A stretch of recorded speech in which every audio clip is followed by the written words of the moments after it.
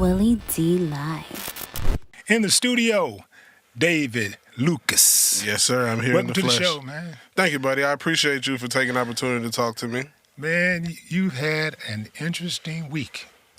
Yeah. It's been an interesting week. It's been a very interesting week. For those of you who don't know, first of all, there's been a plethora of comedians who have been going back and forth, airing out personal grievances publicly, primarily between one another.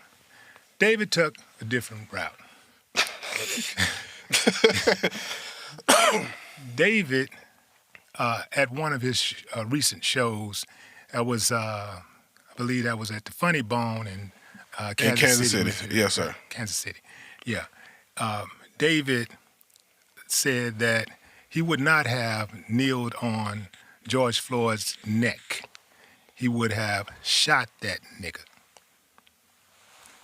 For context, he was trying to get a black heckler off of him. And the black heckler, and I got to say this, the black heckler was very irritating. So me understanding comedy the way I understand comedy, I know you had to go in and try to eviscerate him. I get it. Yes. So you told him that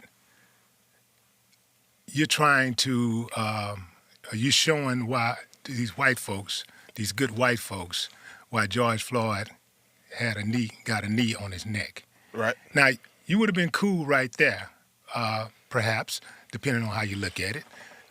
You could have counted your losses or you could have counted your wins. Okay. But you took it a step further, and the crowd was, at that point, the crowd was audibly shook.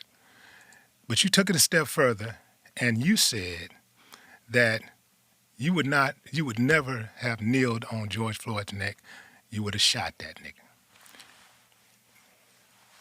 You've had a week or so to think about what you said. Do you still feel the same way as far as the joke, upholding the joke and being defiant and unapologetic about it? I'm an advocate for free speech, right? Okay. The great Patrice O'Neal said that a funny joke and a bad joke come from the same place. So that was my attempt at comedy. Explain that. It was to get shock value. I'm a troll. You heckle me, now I heckle you. I talked to George Floyd's brother. When? Sunday. Trey, you know Trey? Yeah. Trey the Truth? Yeah. I think he said he's George Floyd's brother or cousin or something. I'm not sure what the relationship is, but I know Trey. Shouts out to Trey. Trey the Truth. Yeah. And I told him, I said, Trey, if I upset you personally, because that's your relative, I apologize. But I don't apologize for doing a joke. Who are we as the gatekeepers to say when a joke goes too far? I joke about beating on white women. I joke about killing white women. I joke about gay people. I joke about the transsexual community.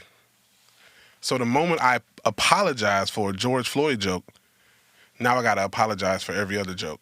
So who in this situation is the gatekeeper to tell me you went too far or you didn't go far enough? Is it because I'm not famous? If Dave Chappelle would have said that joke, what would have happened? He might would have been a little wittier because he's been doing comedy longer than me, but it's all in the name of laughter, all in the name of free speech. And a lot of people say, you're pandering, you're doing this, you're doing that. How? Because I said a joke about a black guy in front of a majority white audience. Majority of my fan base is white. That's no secret. Black people, for some reason, have never liked my comedy because I'm different. And I don't go up there and talk about big dick, little dick, big pussy, big ass jokes. Those are not my jokes. My jokes are very cerebral. So if you come to my show, I might say a lot of crazy shit, but on your drive home, you're going to be thinking a lot. I'm a very calculated and very cerebral person. Yeah, I'm an advocate for free speech too. You know, you told me that you were familiar with my music, and I get it. I get free speech. But you know, I get free speech. Okay. Now check this out. I really do understand comedy. Mm-hmm. And I do know that comedy is subjective. Right. What's offensive to one person may not be offensive to another person. Exactly. So, having said that, when you start talking about telling jokes about black folks' pain in front of white folks, it hit different because white folks are the dominant the dominant group in this society that we occupy. So what if I make a food stamp joke? That could be painful for somebody. Yes, it could. Yes, it could. But the difference is that the food joke is for everybody.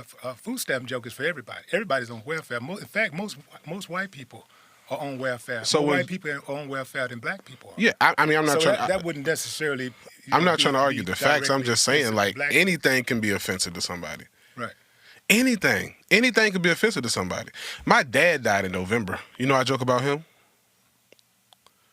Why don't people say that's too far? Because it's your pain. But people are saying that George Floyd should be my pain as well. So how can I, if we collectively share this pain from George Floyd and you want me to feel his pain, why can't I talk about it? Because comedy is a coping mechanism. I became a comedian because I did not like to fight. I don't necessarily believe that George Floyd pain should be your pain.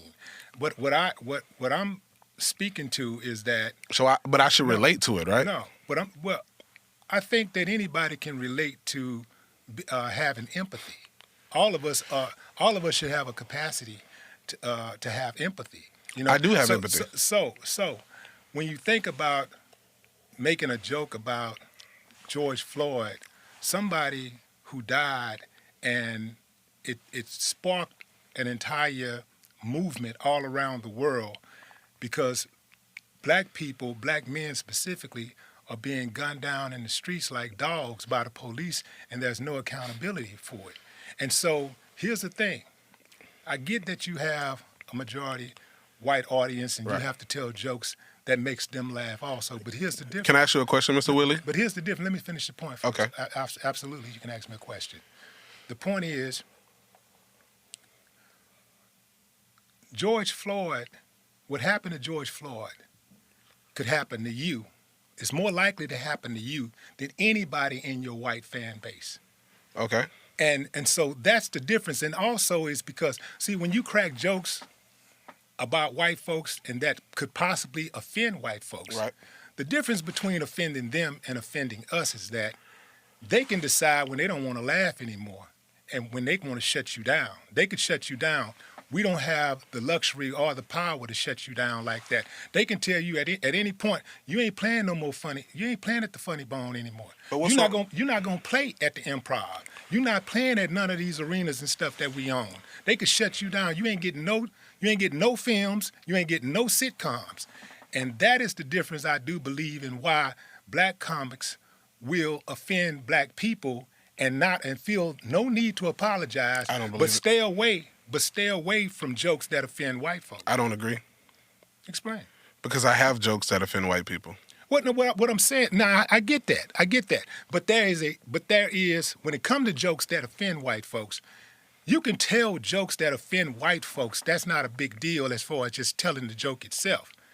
As long as white folks are laughing at those jokes. As long as white folks, for example, Richard Pryor would tell jokes about white folks all the time. Richard Pryor was one of the most conscious comedians ever, but you wouldn't know it if you wasn't really watching and really thinking, because Richard covered everything. But one thing what he did is that even in our pain, Mm-hmm. he made, if he talked, whoever he so-called offended, he made that particular group or person laugh first. Okay. And he made them laugh at his jokes first. And they didn't have to look around and see who else was laughing. He made them laugh first. He made white folks laugh. But here's the deal. When you make white folks laugh at your jokes, and you're a black person, you making white folks laugh at your jokes, for example, that's cool. As long as at the end of the day, they know that they still hold the trump card. But what joke determines that? What joke determine that? What joke determines that they still hold a trump card? I have literally embarrassed white people in front of white people. I saw you. I saw it. Okay. I saw it. I saw I it. just want everybody to know that I'm an equal opportunist. You are. You're an equal opportunity offender. I get it. But what I'm saying, what I was saying is that when you offend white folks and you offend black folks, there's a different dynamic at play because they can shut you down. You, like you said, because your fan base is predominantly white, people accuse you of pandering. But that wasn't by choice. What wasn't by choice? That your My fan fan is base. predominantly white? Let me tell you a quick story. I moved to LA straight out of high school. I was 19 in the city where I didn't know nobody. Mm-hmm. Bruce was my mentor at the time from Atlanta because I was going to his mics. You know, I went to all the black clubs that he told me to, and these people gave me so many problems. So I said, if I'm going to have problems in this entertainment industry, it's not going to be from people that look like me.